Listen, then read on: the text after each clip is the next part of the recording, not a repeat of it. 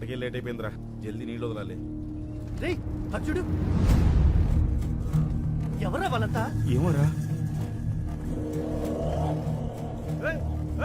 ఎవరయ్య మీరు? Hello, pipe line మీకేమని లోపలికి ఎందుకు వెళ్తున్నారు? అడిగేది మిమ్మల్నేనయ్యా, మాట్లాడరే.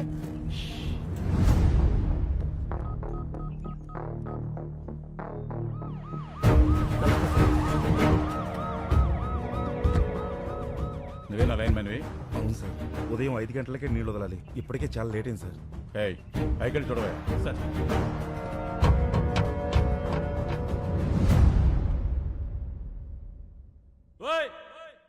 ఎవరయ్యా లోపల? మిమ్మల్ని పలకరా.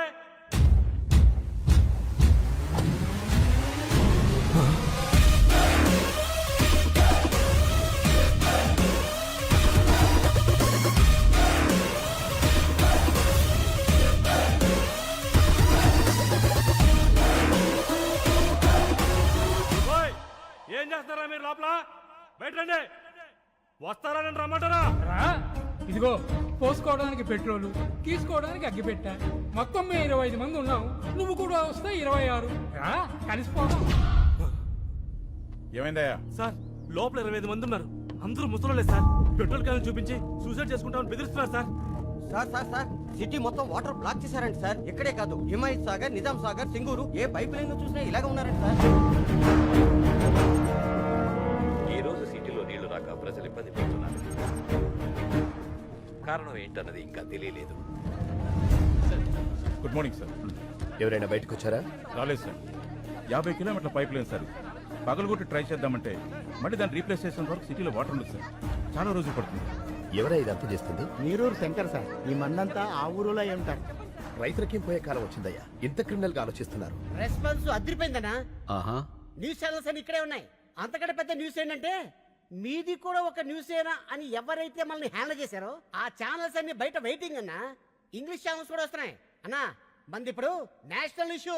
మనకు కావాల్సింది ప్రచారం కాదురా, పరిష్కారం. కదలాల్సింది మీడియా కాదు, జనం. అది రేపటి నుంచి మొదలవుతుంది, చూస్తూ ఉండు.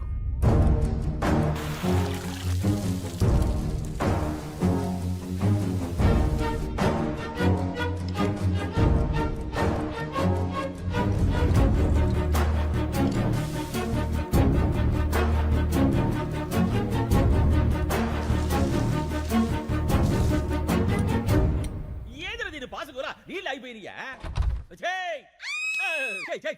ఏంది అట్ట అరుస్తావా? ఇలా ఉన్నారేంటండి? సబ్బు రసుకున్నానే గబ్బుదానా. నీళ్ళు ఎందుకు అయిపోయినాయో చూడు. టీవీ పెట్టమంటారా సారు? నీ అబ్బా, ట్యాంకులో నుంచి వస్తాయి నీళ్లు, టీవీ నుంచి కాస్తాయి ఆడన్నా. ఇప్పుడు నీళ్ళే పెద్ద న్యూస్ అయిపోయినాయి సారు. అబ్బా, అరే బాత్రూమ్ కి వెళ్ళాల్సి వస్తుందేమో రండి, భయం వేస్తుందిరా. ఏ నాన్న? పేపర్ తో తుడుచుకొని మంట వచ్చేస్తుంది. ఒరే నాన్న, నీకు మంటే వస్తుంది, నాకు మీ బాబాయ్కి బ్లడ్ వచ్చేస్తుందిరా. ఏమే, ఈసారి పిల్లలు టాయిలెట్ కి వెళ్ళేటప్పుడు 1 లీటర్ పాల ప్యాకెట్ ఇచ్చి పంపించు, స్మూత్ గా ఉంటుంది. పో నాన్న పో. ఒరే ఆ పాలు తాగావు, కడుక్కో. అన్న మనకు కూడా కొంచెం పాలు మిగల్చమని చెప్పాను. ఏమే, రేపటి నుంచి 10 పాల ప్యాకెట్లు ఎక్కువ చెప్పు, నీతో కలిపి 4 కదా.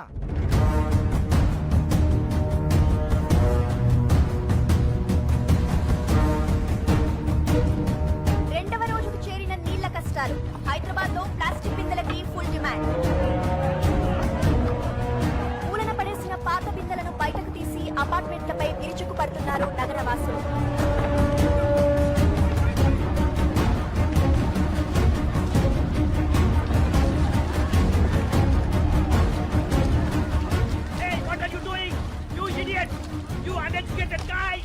Hey, we may be poor, but educated.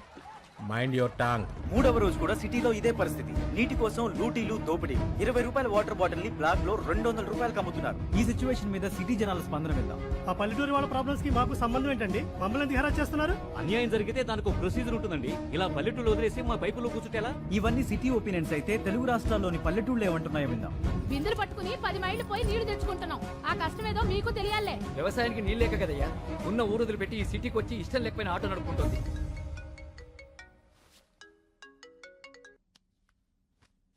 Hello Lakshmi. నిజంగా చాలా మంచి ఐడియా వేశాం. మొత్తం మీడియా అంతా మన మీదే ఫోకస్ పెట్టింది. నువ్వు ఇంకా మాట్లాడకుండానే ఇంతలా ఉందంటే అసలు నువ్వు రేపు మాట్లాడితే ఇంకెలా ఉంటుందో. Thank you. మీరంతా నన్ను నమ్మి నాతో ఉన్నందుకు మీ అందరికీ థ్యాంక్స్. నీ వెనకాలే ఉంటా. Thank you Lakshmi, thank you. నీళ్లాపిన వాళ్ళందరూ నీరూరు గ్రామానికి చెందిన రైతులుగా గుర్తించారు. వీళ్లంతా వృద్ధాశ్రమంలో ఉంటూ ఈ క్రిమినల్ కార్యక్రమాలకి శంకర్ నాయకత్వంలో నీళ్లాపి నగరవాసులందరినీ ఇబ్బంది పెడుతున్నారు. తీవ్రవాదుల కంటే దారుణమైన వ్యక్తులుగా నగరవాసులు వీళ్ల గురించే మాట్లాడుకుంటున్నారు. దీని మీద Come on, hurry up. हम जल्दी निकलना है. అన్నా రేపు ప్రెస్తో మాట్లాడతానని చెప్పు. ఆ తర్వాత అందరి గుండెల్లో ఆలోచనల్లో రైతుల కష్టాలు మాత్రమే ఉంటాయి. ఆ కార్పొరేట్ వాళ్ళు కోర్టులో సబ్మిట్ చేసిన అబద్ధపు సాక్ష్యాలకు వ్యతిరేకంగా జనమే పోరాడతారు. సరే అన్న. This is the first time total corporate owners of India have assembled at one place. మన మధ్య బిజినెస్ పోటీ ఉండొచ్చు, కానీ ఒక కామన్ ఎనిమి వస్తే మనమంతా ఒక్కటవ్వాలి. కార్పొరేట్ ని ఎదిరించే వాళ్ళని మనం తొక్కేయాలి. దీన్ని సీరియస్ గా తీసుకోకపోతే రేపు ప్రతి ఊరివాడు ఎదురొస్తాడు. నాకు షాంపూ ఫ్యాక్టరీ ఉంది. ఒక బాటిల్ ఎగ్ షాంపూ తయారు చేయడానికి 45 గుడ్లు కావాలి. వీధుల్లో ఉండే బికారి పిల్లలందరూ గుడ్లు తినాలని ఆశపడితే how could we make shampoo? Is correct. ఈ కేసులో ఎంఎన్సీ వెనకడుగు వేస్తే అది మనందరికీ ప్రాబ్లమే. నా 12 కంపెనీల మీద 33 కేసులున్నాయి. ఇది ఇలాగే వదిలేస్తే రేపు నా కంపెనీలకు కూడా ప్రాబ్లమ్స్ వస్తాయి. అందుకే ప్రెస్ మీట్ అనేది జరగకూడదు. అస్సాం నుండి నేను రౌడీలను రప్పించాను. శంకర్ ప్రెస్ మీట్ కి రాగానే వాడిని వేసేస్తారు. Yeah, they will finish him off. Thank you all. ఈ కేసులో గెలుపు నాదే. Thanks for your support. ఏ యా క్యూ లేకే ఆయో? పहले वो जहाँ है वहाँ चलेंगे, चलो. ఒకసారి సిఏ గారిని కలిసి. Excuse me sir.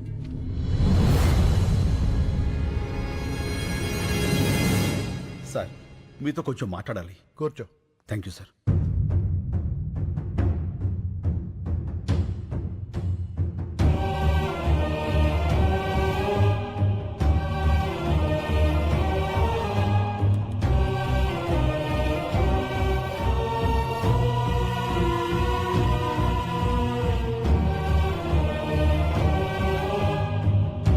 Calcutta jail నుంచి తప్పించుకున్న ఫ్రాడ్ ఇదంతా చేసింది.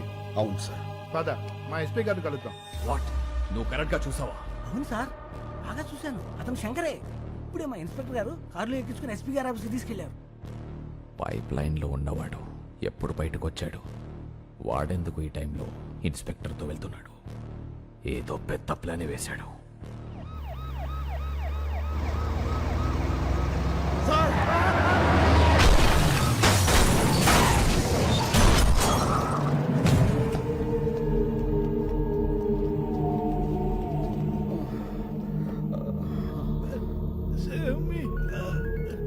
Hello sir. ఏమైంది? ఇద్దరు బతికే ఉన్నారు. ఆ సిఐని చంపేసి శంకర్ని ఇక్కడికి తీసుకురా. Okay sir. నీరూరు శంకర్ 4వ రోజు మీడియా ముందుకు రాబోతున్నారు. ఏ శంకర్, చూడు నీకోసం ఎంతమంది వెయిట్ చేస్తున్నారు. Not only media, the entire India is waiting for you. జా, గో, వెళ్ళి మాట్లాడు. గో. నీ మీద నమ్మకం పెట్టుకున్న వాళ్ళ బతుకులు నా కమ్మేయడానికి నువ్వు ఒప్పుకున్నావు. అంతలోనే ఇచ్చిన అడ్వాన్స్ ని నా మొహం మీద ఇసిరేసి వెళ్ళిపోయావు. 25 crores, 25 కోట్లు ఎలా వదిలేసావు? ఎలా? నా మనుషుల్ని చెత్త కింద కొడతావా? నా మనుషుల్ని కొట్టు, నన్ను కొట్టు, నన్ను. గాలికి కొట్టుకుపోయి కేసు ఇంకా కోర్టులోనే ఉంది. నీ వల్ల కమిషనర్ కృష్ణమూర్తిని భయపెట్టావు కదా, ఇప్పుడు నన్ను భయపెట్టు. పెట్టు.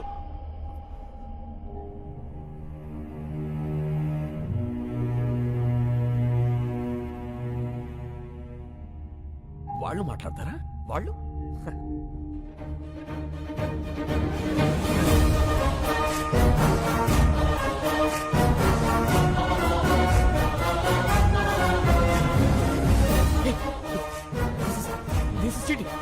This is cheating, right? Is this right? అవును సార్, లైవ్. నమస్కారం. వచ్చినందుకు మీ అందరికీ థ్యాంక్స్. అడగండి. ఏంటండి అడిగేది? అసలు ఏంటి న్యూసెన్స్? మీ వాళ్ళ సిటీ అని సఫర్ అవుతుందో తెలుసా? Bloody village brutes.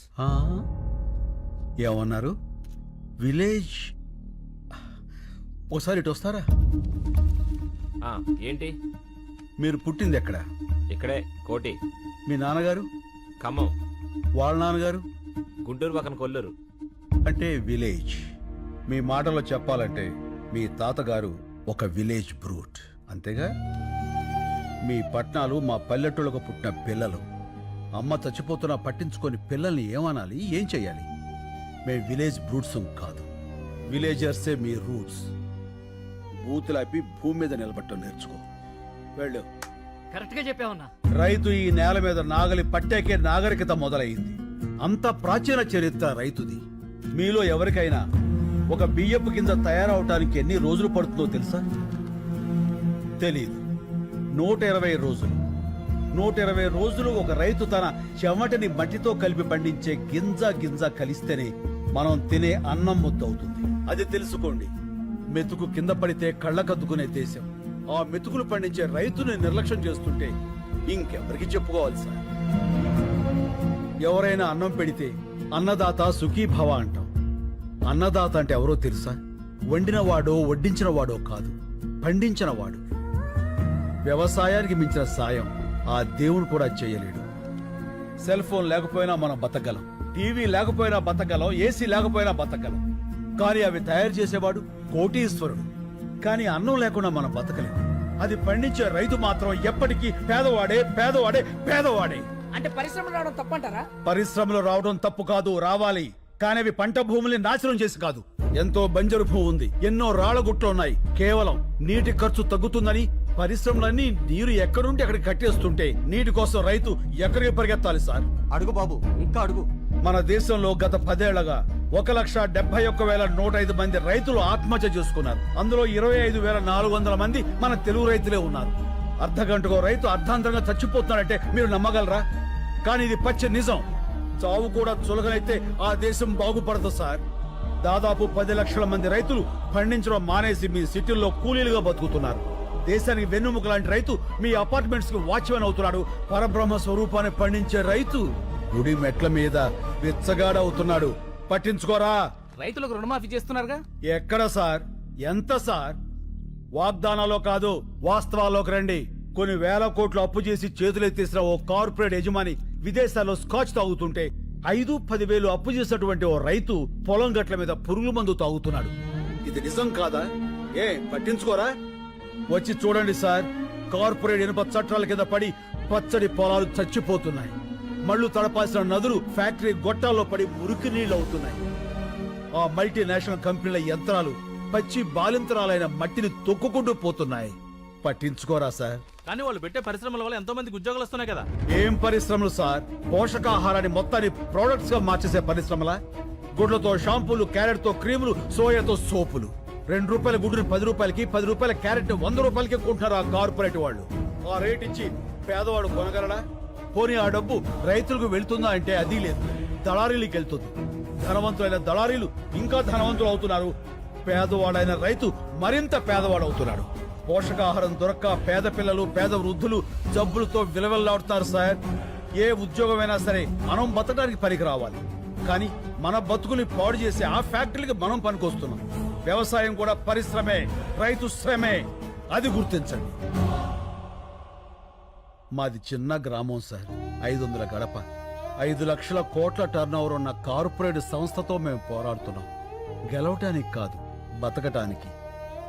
మా గొంతులు మీకు వినిపించట్లేదని 6 రైతులు గొంతులు తెగ్గోసుకుని చనిపోయారు సార్. ఏదో నీరూరు, ఆ ఊరి గొడవ మనకెందుకులే అనుకుంటే ఏదో ఒక రోజు ప్రతి ఊరు నీరూరే అవుతుంది సార్. ఆలోచించుకోండి.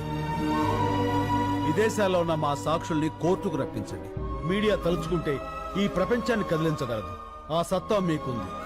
ఈ 3 ఏళ్లుగా మేము పడుతున్న బాధ మీకు తెలియజెప్పాలని ఈ 3 రోజులు మిమ్మల్ని బాధ పెట్టాం. అందుకు క్షమించండి. మేము చేస్తున్న ఈ పోరాటం మీకు న్యాయం అనిపిస్తే దయచేసి సాయం చేయండి ప్లీజ్. శంకర్ గారు, జర్నలిస్ట్ అంటే కేవలం రిపోర్టర్సే కాదు సార్, న్యాయానికి సపోర్టర్స్. ఇప్పటిదాకా మేము టీఆర్పీల కోసం పనిచేశాం. మా పని మేము కరెక్ట్ గా చేస్తే ఎలా ఉంటుందో ఇప్పుడు చూపిస్తాం. సాక్షులు వస్తారు, రైతు గెలుస్తాడు.